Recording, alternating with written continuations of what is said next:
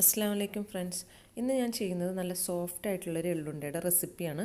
നമ്മൾ ക്രിസ്പി ആയിട്ടുള്ള എള്ളുണ്ടല്ലോ എപ്പോഴും ഉണ്ടാക്കാറ്. ഇത് നല്ല സോഫ്റ്റ് ആയിട്ടുള്ളൊരു എള്ളുണ്ടയാണ് കേട്ടോ. അപ്പോൾ ഇതെങ്ങനെ ഉണ്ടാക്കുന്നത് നോക്കാം. അതിന് വേണ്ടി ഞാൻ 1 കിലോ എള്ളാണ് എടുത്തിട്ടുള്ളത് കേട്ടോ. കറുത്ത എള്ളാണ് യൂസ് ചെയ്യുന്നത്. അത് ഇതുപോലെ നന്നായിട്ട് കഴുകി വൃത്തിയാക്കി എടുക്കണം. അപ്പം നമ്മളത് കുറച്ച് വെള്ളം ഒഴിച്ച് നന്നായി കൈവച്ച് തിരുമ്പി ഒന്ന് കഴുകി എടുക്കുന്നുണ്ട്. അതിൻ്റെ ഒരു കറുത്ത കളർ വെള്ളമായിരിക്കും കഴുകും തോറും വരിക.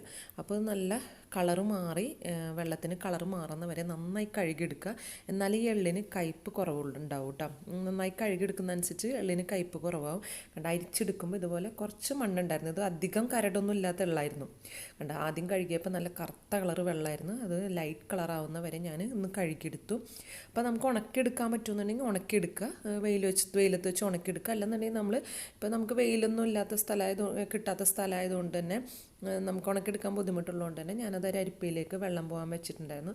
അത് കുറേശ്ശിട്ട് ചട്ടിയിലിട്ട് വറുത്തെടുക്കുന്നുണ്ട്. അപ്പോൾ നമ്മൾ ഈ ഉണങ്ങി കിട്ടുകയാണെന്നുണ്ടെങ്കിൽ പെട്ടെന്ന് തന്നെ വറുത്ത് കിട്ടും. അല്ലെന്നുണ്ടെങ്കിൽ കുറച്ച് സമയം കൂടുതൽ എടുക്കണമെന്ന് മാത്രം. ഇതുപോലെ നന്നായി നമുക്കത് നല്ല അരി പൊട്ടുന്ന പോലെ തന്നെ പൊട്ടി വരും, നന്നായി പൊട്ടി വരും. പിന്നെ നമുക്കത് വറുത്ത് കഴിഞ്ഞിട്ട് ഒന്ന് നന്നായി ഇതൊന്ന് പൊട്ടി കഴിയുമ്പോൾ നമുക്ക് കടിച്ചാൽ മനസ്സിലാവും നന്നായി ആയിട്ടുണ്ടെന്ന്. വേറൊരു പാത്രത്തിലേക്ക് മാറ്റിയിട്ട് അടുത്ത ബാച്ച് ഞാൻ ഇടുന്നുണ്ട്. ഇതും നന്നായി എല്ലാ എള്ളും ഞാൻ ഇതുപോലെ ഒന്ന് വറുത്തെടുത്തിട്ടുണ്ട് കേട്ടോ. ഇനി വേണ്ട നമുക്ക് 1 കിലോ എള്ളിന് 1/4 കിലോ അരിയാണ്. അരി ഞാൻ എടുത്തിട്ടുള്ളത് മട്ട റൈസാണ് കേട്ടോ എടുത്തിട്ടുള്ളത്. വൈറ്റ് റൈസ് ആയാലും കുഴപ്പമില്ല. അപ്പോൾ മട്ട റൈസ് ഉണ്ടെങ്കിൽ അത് യൂസ് ചെയ്യാം. എന്നിട്ട് അത് നന്നായി കഴുകിയിട്ട് ഇതുപോലെ തന്നെ വറുത്തെടുക്കുന്നുണ്ട്. ഈ അരിയും ഇതുപോലെ ഒന്ന് പൊട്ടി വരും. ഫുള്ളായിട്ട് നമ്മൾ ഇങ്ങനെ പൊട്ടി വന്നിട്ട് ഇങ്ങനെ വരും. അതിനനുസരിച്ചിട്ട് വേണം നമ്മളത് ഫ്രൈ ചെയ്തെടുക്കാൻ, വറുത്തെടുക്കാൻ. അതുപോലെ തന്നെയാണ് എള്ളും നന്നായി പൊട്ടി വരും കേട്ടോ. അപ്പോൾ അരി ഇതുപോലെ വറുത്ത് ഞാൻ എടുത്തിട്ടുണ്ട്. അത് നമുക്ക് ചൂടാറാൻ വേണ്ടി ഒരു പാത്രത്തിലേക്ക് മാറ്റാം. അപ്പോൾ ഇത് മാറ്റി വെച്ചതിന് ശേഷം നമുക്ക് എള്ളൊന്ന് പൊടിച്ചെടുക്കണം. ആദ്യം തന്നെ എള്ള് നമുക്കൊന്ന് പൊടിച്ചെടുക്കാം. എള്ള് പൊടിച്ചിട്ട് നമുക്ക് അരിച്ചെടുക്കേണ്ട ആവശ്യമില്ല കേട്ടോ. എള്ള് ഞാനിപ്പോൾ പൊടിച്ചെടുത്തിട്ടുണ്ട്. അത് അരിക്കേണ്ട ആവശ്യമില്ല. നമുക്കൊരു പാത്രത്തിലേക്ക് മാറ്റിയിട്ട് അടുത്തത് നമുക്കിതുപോലെ തന്നെ പൊടിച്ചെടുക്കാം. അങ്ങനെ എള്ള് ഫുള്ളായിട്ട് ഞാൻ പൊടിച്ചെടുത്തിട്ടുണ്ട്. അപ്പോൾ നല്ലോണം പൊടിഞ്ഞില്ലെങ്കിലും കുഴപ്പമൊന്നുമില്ല, ചെറുതായി കടിച്ചാലും പ്രശ്നമില്ല. പക്ഷെ നമ്മൾ അരി വറുത്തെടുക്കുമ്പോൾ നന്നായി പൊടിഞ്ഞ് കിട്ടണം, അല്ലെന്നുണ്ടെങ്കിൽ മണൽത്തരി പോലെ നമുക്കിങ്ങനെ കടിക്കും.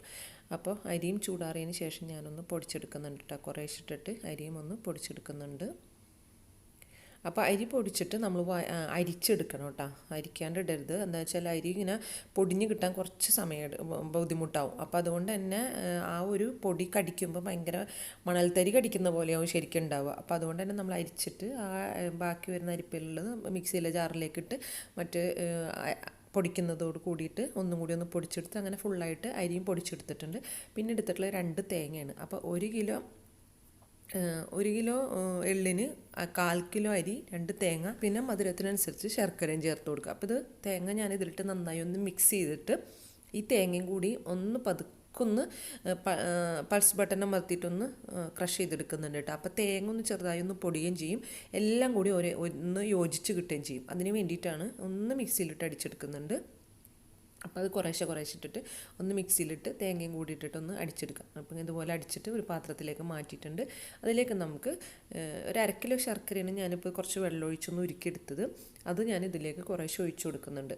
അപ്പോൾ മധുരം ഓരോരുത്തരുടെ ഇഷ്ടത്തിനനുസരിച്ച് ചേർക്കാം കേട്ടോ. ചിലർക്ക് മധുരം നല്ലോണം വേണമെന്നുണ്ടെങ്കിൽ കുറച്ച് കൂടുതലായിട്ട് ചേർക്കുക, അല്ലെങ്കിൽ കുറവ് മതിയെങ്കിൽ അതിനനുസരിച്ച് ചേർക്കുക. അപ്പോൾ നമ്മൾ ആദ്യം കുറച്ചൊന്ന് ഒഴിച്ചു കൊടുത്തു. എന്നിട്ട് നമുക്കൊന്നൊന്ന് മിക്സ് ചെയ്തിട്ട് നമുക്ക് നോക്കി നോക്കുക മധുരം പാകമാണോ ഇനി ഇടണമെന്ന് നോക്കി നോക്കുക. എന്നിട്ട് ഒഴിച്ചാൽ മതിയാവും. അപ്പോൾ എനിക്കിപ്പോൾ 1/2 കിലോ ശർക്കര ഞാൻ അത്ര എടുത്തിട്ടുള്ളൂ കേട്ടോ. ഇതുപോലെ ഉരുട്ടി നമുക്ക് ബോൾസാക്കി എടുക്കാം. ഇതുപോലെ എല്ലാം നമുക്ക് ഉരുട്ടി എടുക്കാം കേട്ടോ. ഇപ്പോൾ നല്ല സോഫ്റ്റ്, ഇത് കഴിക്കാൻ വേണ്ടിയിട്ട് നല്ല ടേസ്റ്റുമാണ്, നല്ല സോഫ്റ്റുമാണ്. അപ്പോൾ ഇത് പ്രായമായവർക്കും ഒക്കെ കഴിക്കാനും കുട്ടികൾക്കൊക്കെ കഴിക്കാൻ നല്ല സോഫ്റ്റ് ആയിട്ടുള്ളതുകൊണ്ട് തന്നെ കഴിക്കാൻ നല്ല സുഖമാണ്, നല്ല ടേസ്റ്റി ഉള്ളതാണ് കേട്ടോ. അപ്പോൾ ഞാനിത് കുറച്ചധികം ഉണ്ടാക്കി വെച്ചിട്ട് കണ്ടെയ്നറിലാക്കിയിട്ട് ഫ്രിഡ്ജിൽ വയ്ക്കും. കുറച്ചെടുത്ത് പുറത്ത് വയ്ക്കും. എന്നിട്ട് തീരുന്ന അനുസരിച്ചിട്ട് ഫ്രിഡ്ജിൽ നിന്ന് പുറത്തേക്ക് എടുത്ത് വെക്കലാണ് ചെയ്യാറ് കേട്ടോ. ഇങ്ങനെയൊക്കെ ഉണ്ടാക്കുമ്പോൾ ഇതിനു മുമ്പ് ഞാൻ 2-3 വീഡിയോ ഇട്ടിട്ടുണ്ടാവുമല്ലോ കൊണ്ടുള്ളതും നട്ട്സ് കൊണ്ടുള്ളതൊക്കെ, ഫ്ലാക്സീഡ് കൊണ്ടൊക്കെ ഉള്ള ഉണ്ടാക്കിയത് ഇട്ടിട്ടുണ്ട്. അതിൻ്റെ ലിങ്ക് വേണമെങ്കിൽ ഡിസ്ക്രിപ്ഷനിൽ കൊടുക്കാം കേട്ടോ. ഇതുപോലെ നല്ല സോഫ്റ്റ് ആയിരിക്കും, തിന്നാനും നല്ല ടേസ്റ്റാണ് കേട്ടോ. അപ്പോൾ ഇൻഷാ അല്ലാഹ് അടുത്തൊരു വീഡിയോ ആയിട്ട് വീണ്ടും വരാം. Thank you.